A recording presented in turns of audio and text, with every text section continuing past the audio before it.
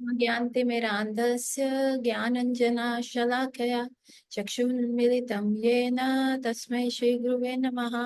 नमो विष्णुपादाय कृष्णपृष्ठाय भूतले श्रीमते भक्तिवेदान्ता स्वामी इति नामिने। नमस्ते सरस्वते देवे गौरवाणी प्रचारिणि निर्विशेष शून्यवादी पाश्चात्य देशतारिणी। जय श्री कृष्णा चैतन्य प्रभु नित्यानंद श्री अद्वैत गदाधर शिवासादि गौर भक्त वृंद। हरे कृष्ण कृष्ण कृष्ण हरे हरे, हरे राम राम राम हरे हरे। वाञ्छाकल्पतरुभ्यश्च कृपा सिन्धुवैव च पतितानां पावनेभ्यो वैष्णवेभ्यो नमो नमः। तो आप सबका स्वागत है आज की कक्षा में। और आज हमारे जो बहुत ही दिग्गज श्रीला प्रभुपाद के जो डिसाइपल थे अग्निदेव प्रभु जी, उन्होंने कल रुक्मणी द्वादशी वाले दिन इस धराधाम से जिसको कहते हैं इस धराधाम को त्याग दिया। So Agnidev Prabhu ji is known for his very melodious kirtan. और वो melodious kirtan was not even just a show off, it was just पूरे भाव से ओतप्रोत वो कीर्तन थे। और उन्होंने बहुत लोगों को अपने इस कीर्तन के थ्रू जो है कृष्णा कॉन्शियसनेस से जोड़ा है। और आज जब वो अपना कल शरीर त्याग रहे थे तब भी उनके अराउंड ऐसा ही कीर्तन चल रहा था। वो कीर्तन सुनते सुनते उन्होंने इस धराधाम को त्याग दिया और गोलोक वृंदावन की तरफ प्रस्थान किया। So he was a very nice कीर्तनिया and he was Srila Prabhupada disciple।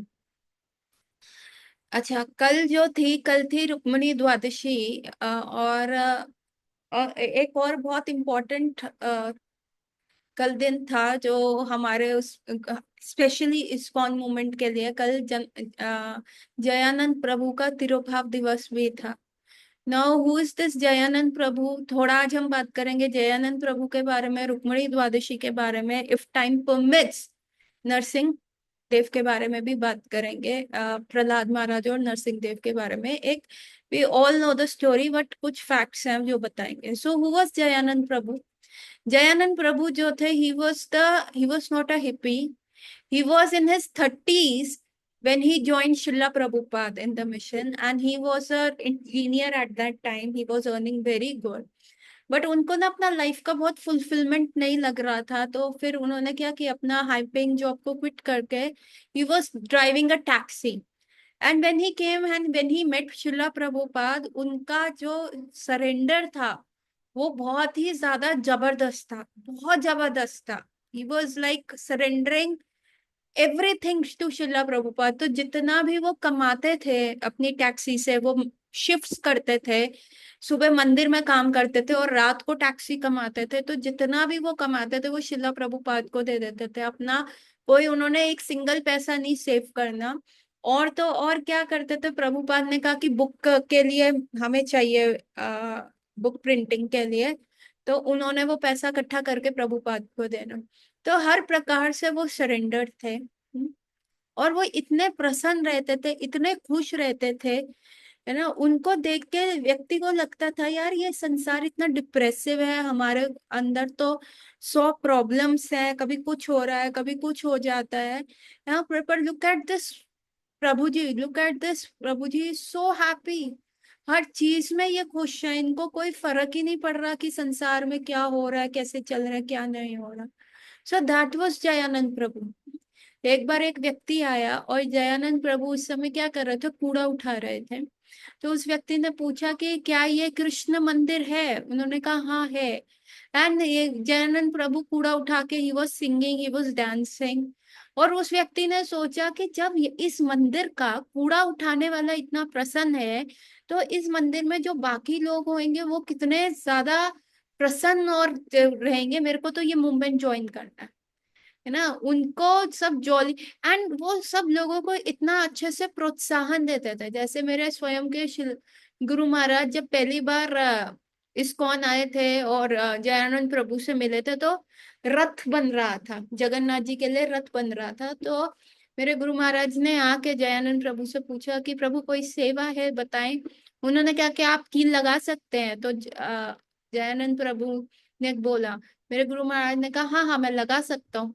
तो जयानंद प्रभु ने उनको कील दिया और लगाने को कहा कि देखो इसको यहाँ पे लगाना है। एक दो बार सिखाया और फिर गुरु महाराज ने वो जैसे ही कील लगाया तो जयानंद प्रभु कहते वाह, तुम जैसा कील लगाना मैंने कभी अपनी पूरी जिंदगी में नहीं देखा। तुमने इतना अच्छा कील लगाया है ना, प्रसन्न हो गया। अब तुम करो रथ का काम, है ना। So that was the way.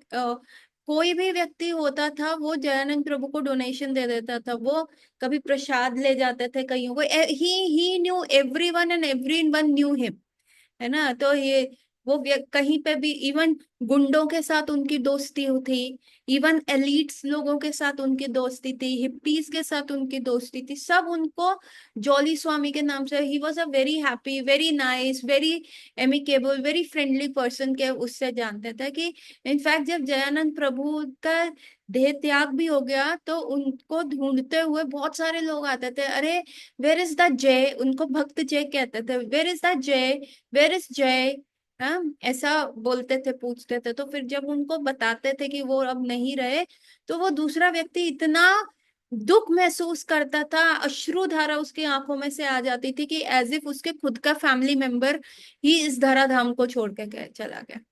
Jayanand प्रभु को अंतिम दिनों में क्या हुआ, उनके पेट में दर्द रहता था, कमर में दर्द रहता था। तो भी सारे उनको कहते थे कि तुम दिखा दो, डॉक्टर को दिखा दो, तुम सारा काम करते थे। तो वो नहीं दिखाने जाते थे। वो कहते थे नहीं नहीं मुझे थोड़ा सा अपेंडिक्स का पेन हो रहा है और कुछ नहीं है। फाइनली एक बार जब वो उस दर्द की तरह से बेहोश हो गए तो जो भक्त और भक्त थे वो लेके गए। वो इतना सेवा में प्रगाढ़ थे कि उन्होंने अपना जो बॉडी का कॉन्शियसनेस है उसको भी नहीं देखा, बॉडीली उस कंसेप्ट को भी छोड़ दिया। और वो इतना सेवा में प्रगाढ़ थे कि जब तक वो पेन से एक जगह बेहोश नहीं हो गए तब तक उनको डॉक्टर के पास वो गए नहीं। फिर डॉक्टरों ने जब उनके जांच करी तो उन पता चला उनको कैंसर था, लिम्फोमा था, है ना। तो उनका इलाज शुरू हो रहा था। तो जयानंद प्रभु क्या करते थे, उनको ना पैसे मिल देती थी सरकार की, जाओ तुम अपना इलाज करवा लो, तुम अपने ये कैंसर का दवाइयां खा लो और इससे तुम ठीक हो सकते हो। तो जयानंद प्रभु क्या करते थे, वो सिर्फ पेन किलर्स ले आते थे थोड़े से, और बाकी बचे हुए पैसे फिर प्रभुपाद को दे देते थे और अपनी सेवाएं कंटिन्यू करते रहते थे, है ना। जब तक वो एकदम व्हील चेयर पे नहीं आए, जब तक उनको अस्पताल में भर्ती नहीं कराया गया, तब तक वो ऐसा अपना प्रॉपर इलाज भी नहीं करवा रहे थे। वो वहां का जो भी पैसा मिलता था वो करता था। सो एक बार एक व्यक्ति ने जाके जयानंद प्रभु का ना कंप्लेंट लगाया, प्रभुपाद देखो वो तो क्लास में आते हैं सो जाते हैं, he is not chanting even his 16 rounds. तो प्रभुपाद ने कहा उसको करने की जरूरत ही नहीं है, उसका सरेंडर ही इतना है कृष्ण के प्रति। If Jayanand is not even chanting those rounds, कोई बात नहीं, he will go back to Krishna only. He was the only disciple of शिला प्रभुपाद जो शिला प्रभुपाद के सामने उन्होंने धरा त्यागी, है ना। और प्रभुपाद और फर्स्ट रथ यात्रा का रथ भी उन्होंने बनाया था। और जब वो रथ के आगे नाच रहे थे, ऐसा नाच रहे थे, तो दूर से ऐसा लग रहा था प्रभुपाद क्योंकि गौरांग महाप्रभु नाच रहे हैं। एंड जयानंद के जाने के बाद प्रभुपाद ने ये डिक्लेयर किया कि जयानंद का जो वैष्णव कैलेंडर, जो हमारा इस्कॉन का वैष्णव कैलेंडर है, उसमें जयानंद का तिरुभाव दिवस मनाया जाएगा, उनकी ग्लोरीज हम गाएंगे। सेकेंडली कोई भी रथ होता है ना आपका, कोई भी रथ देख लीजिए, कभी भी कोई भी शोभा यात्रा का रथ होता है, वहां पे जयानंद प्रभु का एक फोटो लगता है रथ के आगे। इवन आप देखेंगे कृष्ण बलराम टेम्पल में भी जहाँ शिला प्रभुपाद की समाधि है, उसके पीछे भी रथ यात्रा का एक चिन्ह बना हुआ है, द फर्स्ट रथ यात्रा का। और वहां पे भी एक जो व्यक्ति सबसे टॉल है और वो जो ऐसा करके नृत्य कर रहे हैं, वो जयानंद प्रभु है। So that was the level of surrender that Jayanand Prabhu had, है ना। एंड द सेम हमने देखा अग्निदेव प्रभु जी का, जो he also surrendered his entire life for शिला प्रभुपाद। उनको उनको म्यूजिक में इतना शौक था कि he was suppose to make a career out of it, and definitely he would have made it. क्योंकि लेकिन जब वो शिला प्रभुपाद से मिले और शिला प्रभुपाद से दीक्षा ली, उन्होंने वो म्यूजिक का करियर पूरा छोड़ दिया। उन्होंने अपनी वाणी से आप उनका कोई भी ऐसा गाना नहीं देखोगे कोई उन्होंने करा, उन्होंने अपनी पूरी वाणी जो कृष्णा ने उनको दी थी, वो पूरी वाणी कृष्ण सेवा में लगा दी। He is known to sing our Gaudiya Vaishnav bhajans. इतने अच्छे वे में उन्होंने गौड़िया वैष्णव भजन्स गाए हैं, बिल्कुल जिस जो कहते हैं ना दिल को छू ले। सो उन्होंने अपना जो कृष्ण ने आपको विभूति दी है, जो आपको एक पावर दी है, यदि आप वो कृष्ण के पूरी तरह समर्पित कर देते हो तो आपका जीवन जो है बहुत सफल है। ठीक है। और हम बात करेंगे आज रुक्मणी द्वादशी की। Why Rukmini Dwadashi so important, why it is called, because Rukmini Devi was so so famous, है ना। जो आप देखेंगे 10th कैंटो में, 10वें कैंटो का जो मिडिल पार्ट है, सबसे बीच वाला पार्ट है, वो है the letter written by Rukmini Devi to Krishna, that is the middle part of the whole 10th canto. अगर आप पूरा हमारी 4 बुक्स है उनको डिवाइड करोगे, पेजेस गिनोगे, so this Rukmini Devi writing this letter to Krishna is the it is the center part of the whole 10th canto। And उसमें भी आप देखेंगे रुक्मिणी देवी का सरेंडर देखें, है ना, किस प्रकार से वो, first thing she has not heard, she has not seen Krishna, she has just heard about Krishna, है ना। बहुत सारे लोग आके कहते हैं अरे हमने तो भगवान देखे नहीं है, हम क्या जाने इस मूर्त में भगवान है कि नहीं। पर शास्त्र कह रहे हैं हाँ ये तो रूढ़वादी सोच है, ये तो ऑर्थोडॉक्स सोच है, दिस इज अ बैकवर्ड सोच। पर Rukmini Devi has not seen Krishna but she has heard about Krishna, और उनका जो फेथ होता है भगवान में इतना स्ट्रॉन्ग डेवलप हो जाता है, इतना स्ट्रॉन्ग उनका फेथ भगवान कृष्ण में इतना प्रगाढ़ता से वो हो जाता है कि रुक्मिणी देवी लेटर लिखती है। That is the first known love letter in the entire history of the world. इससे पहले कभी किसी ने ऐसा लव लेटर नहीं लिखा, तो that is the first known love letter. वहां से ये प्रचलन आया और उन्होंने एक पंडित के थ्रू वो लेटर भेजा, और रुक्मिणी देवी उसमें कह नहीं रही कि you need to you know you have to come, ऐसा उन्होंने नहीं लिखा। उन्होंने बहुत उससे लिखा है कि see I am giving away all my lajja, I am giving away all, क्योंकि उस समय see that is the time when the women were not suppose to step out of the house, और they used to stay covered and they were always under the protection of a father और a husband और अ सन। उसके सिवा वो जाती नहीं थी, सारा कार्य जो होता था पुरुष करके देते थे, है ना। लज्जा जो होता है, उस लज्जा वैसे श्रीमद् भागवतम में भी लिखा हुआ है कि लज्जा और जो शाइनेस एंड द मीठी वाणी जो है विमेन का सबसे बड़ा गहना है, ऐसा इवन सॉरी भगवत गीता में भी ये लिखा हुआ है। The speech should be madhur and the shyness is what women, this is the jewellery of women. So ये सारी चीजें थी, और उस समय रुक्मिणी देवी अपना लोक लज्जा सब त्याग के क्या एक लेटर लिख रही है, कृष्ण को लिख रही है कि Krishna I heard about you, and since the day I heard about you, जब जितना भी मैंने आपको सुना है उसके उपरांत जो है मैं अब किसी और के बारे में सोच ही नहीं सकती। I lost my heart to you. मैंने मन ही मन में आपको अपना हस्बैंड कंसिडर कर लिया है, but now my father and my brother Rukmi जो है वो शिशुपाल के साथ मेरा शादी वो कर रहे हैं, and I can not marry him if that is if he touches me, उन्होंने क्या लिखा कि जो शिकार एक शेर के लिए है, यदि उसको गीदड़ ले ले, टच कर ले, तो इससे तो बड़ी जो कहते हैं इससे तो बड़ी बेइज्जती कुछ हो ही नहीं सकती। मतलब I am made for you Krishna, तो you should come and take me away rather than that Shishupal touching me. और अगर ऐसा हो रहा है, सो रुक्मणी देवी से इसकी आप कंप्लीटली स्वराट है, आप कंप्लीटली इंडिपेंडेंट है, इट इज टोटली यू। अगर आप आना चाहते हैं वेल एंड गुड, अगर आप नहीं आना चाहते इट्स ओके, आप स्वराट है। मेरी क्या पता इतनी सुकृति ना हो कि मैं आपको अपने हस्बैंड के रूप में पाऊं, परंतु मैं पार्वती देवी से यही प्रार्थना करूंगी कि आप मुझे हस्बैंड के रूप में मिले। It's okay if you are not coming, तो मैं ये देह जो है त्याग दूंगी, और मैं और तपस्या करूंगी आपको पाने के लिए, ठीक है। चाहे मुझे 100 जन्म लग जाए, like 100 life times, I will give away my body over and over again, and I will just pray, I will do those austerities and I will pray कि you only become my husband. Then Rukmini Devi also write, see she is a devotee, and वो ऐसा blood shed भी नहीं चाह रही होती, फिर भी वो अलग से एक और सेंटेंस लिखती हैं कृष्ण के लिए कि देखो Krishna, if you plan to come and take me, so मेरे पूरा पूरा मिलिट्री पैलिंग्स जो होता है, जो रुक्म ने और जो भारत से सारे राजा वगैरह आए होते हैं, उनका पूरा मिलिट्री पैलिंग्स जो है, रुक्मिणी देवी जो है किसको, उनको समझाती है कृष्ण को कि देखो यहाँ पे आर्मी है, यहाँ पे आर्मी है, I don't want a blood shed, है ना, क्योंकि ऑफ कोर्स उनका अटैचमेंट उनके किंगडम से भी है।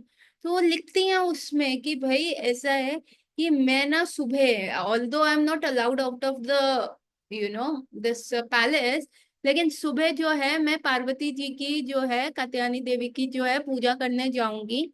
तो मैं उस टेम्पल में होंगी, और जब मैं उस टेम्पल से पूजा करके वापस आ रही होंगी ना, उस समय क्या होगा, थोड़ा मिलिट्री का पहरा कम होगा, क्योंकि ये जा रही है, मंदिर जा रही है, तो military and they won't be very like चेत की, हाँ मतलब they won't be very conscious and very alert. उस समय दे विल, जो मिलिट्री वाले, जो पुलिस होगी मेरे सराउंडिंग में, they will also be like laid back, थोड़ा इधर थोड़ा उधर। It is the right time, वो एक सही समय है कि जब आप मेरे को उस वहां से उठा लेना। सो ऐसा रुक्मणी देवी पूरा लेटर लिखती हैं और वो कृष्ण को भेजती हैं, complete surrender. See she has, अगर वो लेटर एक्सपोज हो जाता या कृष्ण नहीं आते, तो उन्होंने कहा था कि I will kill myself, I will eat poison rather than being touch by Shishupal. ठीक है। सेकंड वो ये लिखती हैं कि अगर वो लेटर एक्सपोज हो जाता, पंडित बता देता या कृष्ण ही कह देते थे कि अरे देखो तुम्हारे किंगडम की जो लड़कियां हैं, है ना, मुझे ऐसा लिख रही हैं, तो this is a Vidarbha Raj, Vidarbha Raj is in all the Bihar, ठीक है, ईस्टर्न साइड है, और कृष्णा कहाँ है, वेस्टर्न साइड है, he is in Gujarat, is in Dwarka नगरी।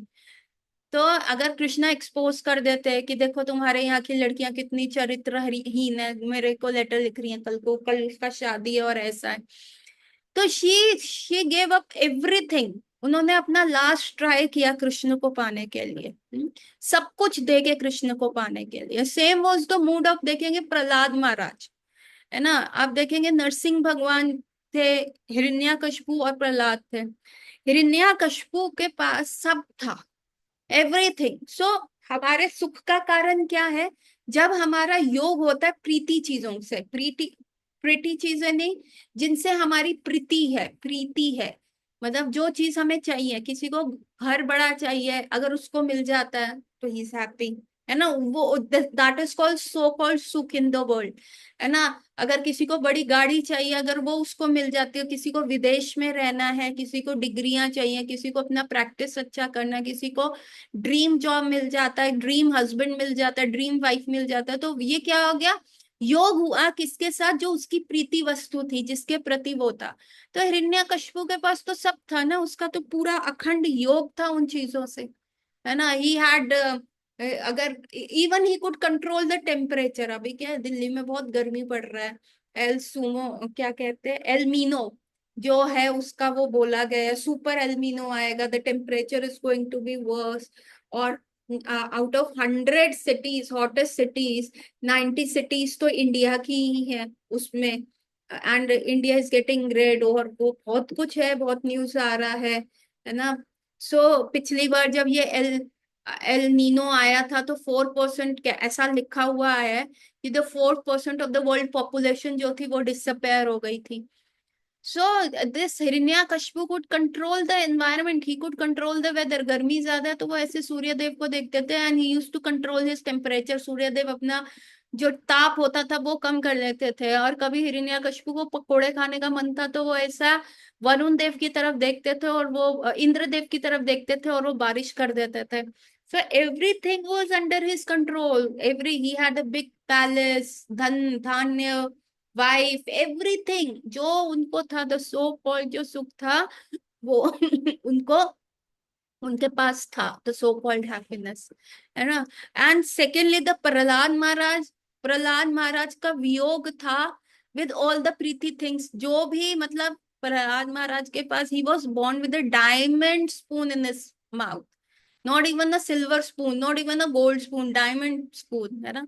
सारी चीजें उनके पास थी जो वो कहना चाहते थे, परंतु उन्होंने क्या किया, कृष्ण भक्ति के पीछे, कि हाँ मैं विष्णु का भक्त हूँ, उसके पीछे क्या हुआ, इनको त्याग दिया। उनके फादर बार बार पूछ रहे हैं छोड़ दे छोड़ दे छोड़ दे, और उन्होंने कहा नहीं नहीं मेरे, मैं छोड़ ही नहीं सकता ना। पापा आप क्या बात कर रहे हो, जैसे एक चुंबक जो होता है लोहे की चीज के प्रति इतना अट्रैक्ट हो जाता है कि वो चीज वो छोड़ ही नहीं पाता, उसी प्रकार से मैं भी इसके प्रति, ये कृष्ण नाम के प्रति इतना मेरा प्रगाढ़ अट्रैक्शन है कि मैं छोड़ना चाहूं मैं छोड़ ही नहीं सकता। क्या आयरन फिलिंग्स का अपना इंडिपेंडेंस है, अगर मैग्नेट सामने आ जाए नहीं वो उसके तरफ खींचे जाएंगे। तो तो हिरण्यकशिपु ने क्या कहा कि मैं फिर तेरे को बता दूंगा मैं तेरे, और उन्होंने अपने 5 साल के बच्चे को अपनी जो लैप थी अपनी गोदी में वो लड़का बैठा होता उसको धक्का मारा। It would take a heartless father कि छोटा सा 3-4 साल का बच्चा आपकी गोदी में आके बैठा है और आप उसको धक्का मार रहे। और फिर उसने कहा कि भाई इसको मार दो, उसके फेथ को ब्रेक करना चाह कि कहाँ है ना। अल्टीमेटली जब कोई उनको मार नहीं पाया तो हिरण्यकशिपु ने वो अपना जो उसको मारने का वो प्रोजेक्ट था वो खुद अपने हाथ में लिया, और क्या कहा कि अब मैं इसको मारूंगा, मैं बिल्कुल इसको मारूंगा, पर सबसे पहले मैं इसका फेथ करूंगा। क्यों? क्योंकि प्रहलाद महाराज इतने पक्के थे अपनी डिवोशन में, इनके साथ सब हो रहा था, हाथी से कुचलवाने का प्रयास किया वो विफल हो गया, ऊपर पहाड़ से ऊपर फेंकने का प्रयास किया वो विफल हो गया, सांप से कटवाने का प्रयास किया वो विफल हो गया, होलिका देवी इनको अग्नि में जलाने का प्रयास किया वो विफल हो गया, तेल में जलाने का प्रयास किया वो विफल हो गया। सारे उनके लोग देख रहे थे, बच्चे क्या होते हैं वो बहुत इनोसेंट लगते हैं लेकिन दे आर वेरी ऑब्जर्वेंट। हम अगर आप उनको को फोन छोड़ दो और आप उनके सामने फोन लेके चल रहे हो तो they will observe, they will never leave that thing. So जब ये सारी चीजें हो रही थी तो उन्होंने मुझसे पूछा भाई तेरे पापा इतने रिच हैं तेरे पास एवरीथिंग है तो तू क्यों ऐसा कर रहा है ना, तू चुप रह, रहने दे, क्या फर्क पड़ता है, अपना डिवोशन वो करके तो मैं कर ही नहीं सकता। How can I be that, how can I be नमक हराम टू माई लॉर्ड जिसने मुझे सब दिया। And then he started preaching over there, और असुर के बच्चे भी जो हैं हरि नाम कर रहे हैं, हरि भजन चल रहा है ना। और वहां पे जो हिरण्यकशिपु है उसका पारा हाई हो रहा है, वो कहता है पहले मैं इसका फेथ तोड़ूंगा, जब मैं इसका फेथ तोड़ दूंगा तो फिर मैं इसको मारूंगा, क्योंकि फेथ तोड़ने पे क्या होगा कि जितनों को इसने प्रीच किया है वो डीप्रीच हो जाएंगे, वो फिर वापस बैक टू पवेलियन हो जाएंगे, बैक टू स्क्वायर वन हो जाएंगे। तो उससे पूछते तेरे में इतना बल आता कहाँ से है, कहाँ है तेरा भगवान, किधर है, कौन सी बिल्डिंग में है, कौन से पिलर में है ना। एंड देन अपने हिरण्यकशिपु प्रकट होते हैं। देखिए प्रहलाद के पास सब होते हुए भी उनका उन चीजों से वियोग हुआ, पर सो कॉल्ड उनका हृदय इतना पीसफुल था, ही वॉज हैप्पी इनसाइड। और हिरण्यकशिपु का इतना सारा सामान होते हुए भी हर योग की चीज थी, उसने उसको क्या किया, it made it more anxious, it made it more difficult to accept the reality कि आगे ऐसा हो सकता है ना? आप देखेंगे, अगर आप अपनी लाइफ में देखेंगे तो जैसे फॉर एग्जांपल कोई टॉप एक्ट्रेस है या टॉप एक्टर्स हैं, when they are at the prime, जब उनका सारा सब अच्छा चल रहा होता है, उनका स्किन अच्छा होता है, उनके बाल अच्छे होते हैं, एज द टाइम गोस तो उनका उम्र बढ़ता है, बाल कम होने लगते हैं, they go for a transplant, skin में फिर botox fillers and all that treatment वो अपना स्किन पे कराना शुरू करते हैं। Why? Because they become insecure. सब था ना, ऑल वेल तो चल ही रहा था but it is not ending well ना।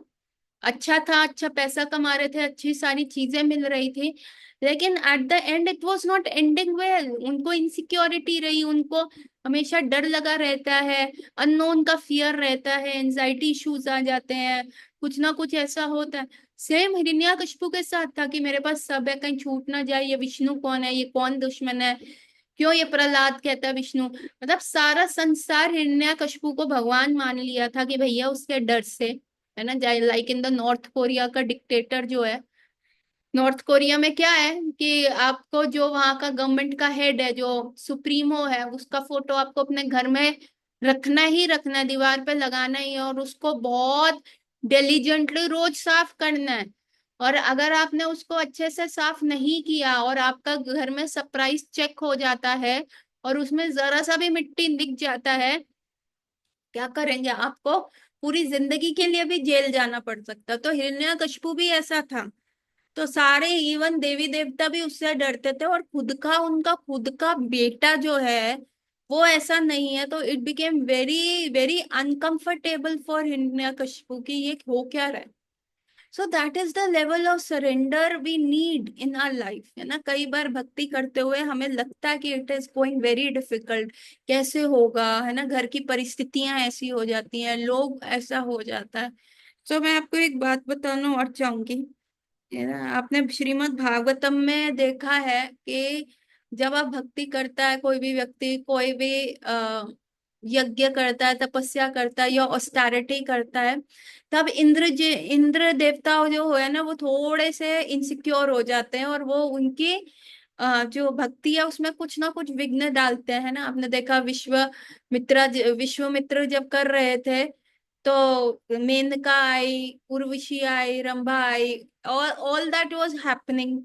तो सेम वे जब हम भी थोड़ा कृष्णा कॉन्शियस में आगे प्रगाढ़ होते हैं ना, तो इंद्रदेव बड़े से थोड़े से इनसिक्योर हो जाते हैं, कहीं हम उनका आसन ना मांग लें, है ना। तो he poses many many such problems ना। आपकी फैमिली में प्रॉब्लम हो जाएगी, लोग आपको पीछे खींचेंगे, आपको मल्टीपल चीजें होंगी। So if you persist into, तो ये माया देवी का टेस्ट आप क्लियर कर लोगे। और अगर आप उसमें परसिस्ट नहीं करते, तो आपकी माला छूट जाती है, आपका बुक रीडिंग, आपका डिवोटी एसोसिएशन, आपका क्लास में जो आप सुन रहे हो, ये धीरे धीरे हटने लगता है। तो सोचो आप माया देवी के टेस्ट में फेल हो रहे हो। और यदि आप छुप छुप के करते रहो, क्योंकि आप देखेंगे जितने भी लोग आगे कृष्णा कॉन्शियसनेस में आगे बढ़ते जा रहे हैं, जो वो सब कर रहे हैं, तो आप देखेंगे बहुत सारे जो लोग थे उनकी लाइफ में ऐसा प्रॉब्लम आया है। देयर वर माता जी जिनके घर वाले इतने अगेंस्ट थे, वो क्या करती थी, चद्दरों में छुप छुप के अपनी माला जपते थे।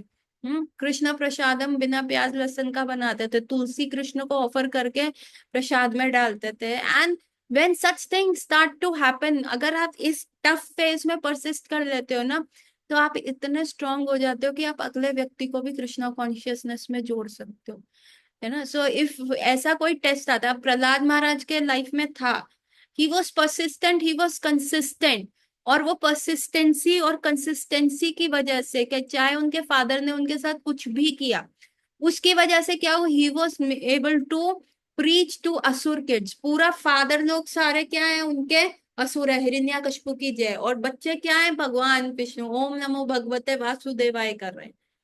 सो दैट इज द लेवल होता है। तो द टेक होम मैसेज के परसिस्टेंसी और कंसिस्टेंसी हमें लानी है। तो same was with Rukmini Devi, उनके ब्रदर रुकिम ने इतना का, Shishupal was also good king, not a very good king, मतलब he was also good kshatriya, he was a nice man, he was a handsome man, उसके पास पैसा था, किंगडम था, बहुत सारा चीजें थी। बट क्योंकि रुक्मणी देवी ने कृष्ण के बारे में सुना, सिर्फ सुन के शी लॉस्ट हर हार्ट, है ना। होता है सुनने से भी आपको किसी के प्रति अट्रैक्शन हो सकता है। तो रुक्मिणी देवी लिसनिंग अबाउट कृष्णा, पूरा अपना उन्होंने हृदय जो है कृष्ण को दे दिया। सो दैट वाज द प्रगाढ़, जिसको कहते हैं, it was a very strong attraction towards Krishna. So हमें भी वही चीज चाहिए, सेम हमने देखा। Therefore Krishna came running the entire night, एक रात में उन्होंने अपने सबसे चार स्ट्रॉन्ग घोड़े निकाले, उन्होंने कुछ नहीं कहा।